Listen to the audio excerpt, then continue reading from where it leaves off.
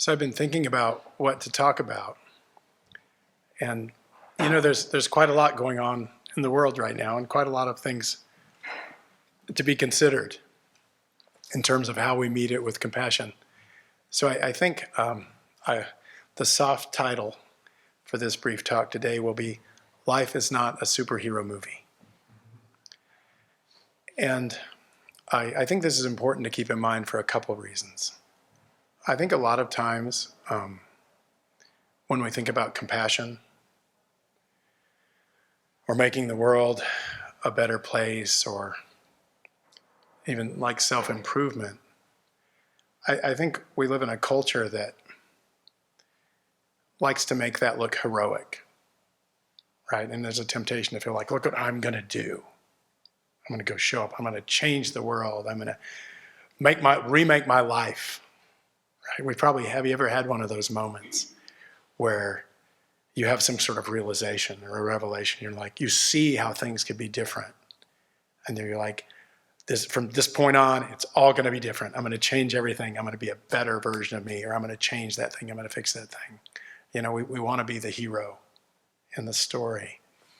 And we get lots of cultural reinforcement for that, right? If you watch any of the superhero movies, we have all these superhero movies, and they're all the same, right? The characters sort of squabble about for 2 hours while the bad stuff keeps happening and keeps getting worse until you get to the end of the movie and the world is about to collapse, and the characters, the heroes, come back together and they throw all their efforts into this final do or die effort. And if they succeed, everything is saved and goes back to being great. And if they fail, everything falls apart. And of course, most of the time they succeed, because if they didn't, people would stop going to these movies.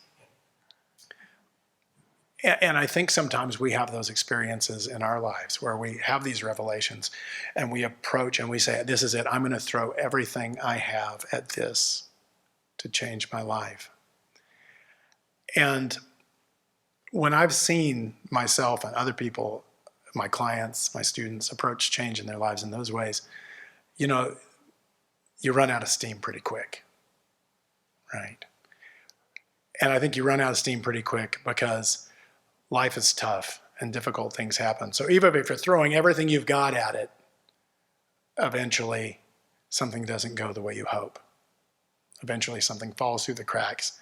And if it was set up in your mind as a final do or die effort, well, I guess I die. I failed. So I'm just going to give up. I'm going to stop. I'm going to go back to doing things. Have you had that? Have you had a New Year's resolution, right? I'm going to do this differently. And then 2 weeks later, something happened. You got distracted. You didn't do it. And then you said, well, maybe next year. The other thing I think is really important to acknowledge is that change, being a force of good in the world, living compassion, oftentimes doesn't look heroic. It doesn't look sexy. It doesn't look powerful. It looks like showing up again and again, every day, working hard, doing something that's uncomfortable, when maybe you're not even certain that it's going to pay off. You don't even quite know. You're not sure. But if we can recognize that compassion, that living a compassionate life, that becoming the kind of person where our lives fit with our values isn't a superhero movie at all, but like an infinite series of trials where we point ourselves in a direction that fits, that feels important, that fits with our values, that fits with our ethical precepts, that fits with the direction we've designed for our lives. And we make our best effort. And then we pause and we think, okay, how did that go? And maybe it went really well. And there's some things we learned that we can build on and put in our collection of, oh, this helps. When I do this, this helps. And when we fail, or when things blow up and it doesn't go at all like we hoped, instead of saying, oh, I'm a failure, I give up, I'm going to go back, what if we got really curious and looked at, okay, that didn't go as I hoped. What were the obstacles that showed up? What got in the way? What prevented my progress? What happened in my mind that threw up an obstacle that maybe wasn't a real obstacle, but is based in some attitude that I've carried with me for 30 years that I never paused to examine? Like, does this make sense? And then once we've sort of identified the obstacles, we can, well, how do I work with that? How do I move forward anyway? And there are some obstacles that don't look like or seem like they should be obstacles that we tend to shame ourselves for. But as a psychotherapist, I've learned that they're very real.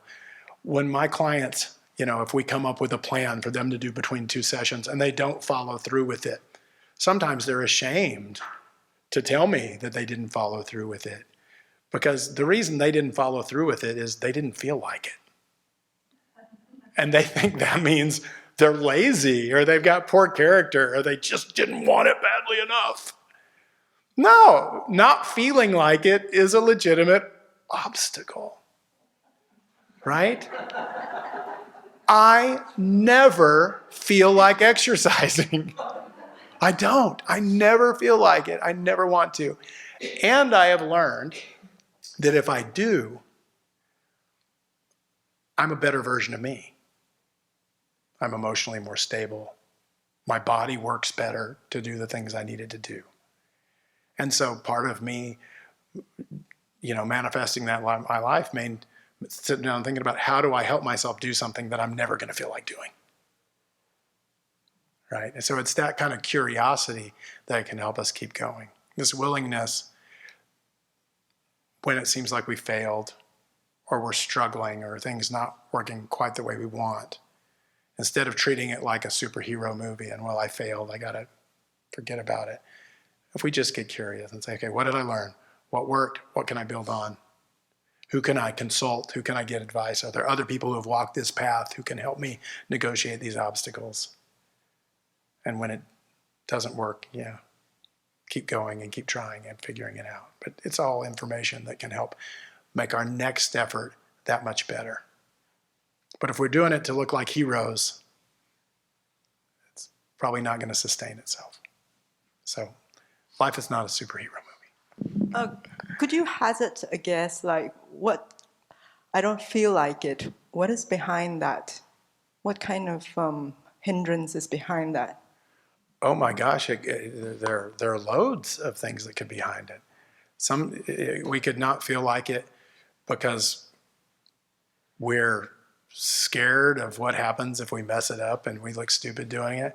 We could not feel like it because we're tired, because we didn't sleep very well, and physically we're just not feeling very good. So there are any number of reasons. We could not feel like it because we learned growing up that people who were like that were wimpy, or, when I say compassion, a lot of times people hear the word compassion and they think it means soft and weak and just being nice all the time. And so they don't feel like doing it. So sometimes you don't feel like it because you've got a misunderstanding of what it is. So I guess I can't give you this is what this is, but I can give you a suggestion for how to work with it, right? When that I don't feel like it comes up, get curious. I don't feel like it. What is this about? Right? Maybe I don't feel like it because doing it means I have to get up at 6 a.m. and I didn't go to bed until midnight and I'm tired.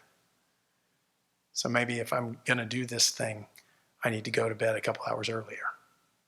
Right? But once we get curious and begin to see what's behind this particular version of I don't feel like it, then maybe there's some information that's going to guide helpful action in terms of working with that obstacle. Thanks for the question.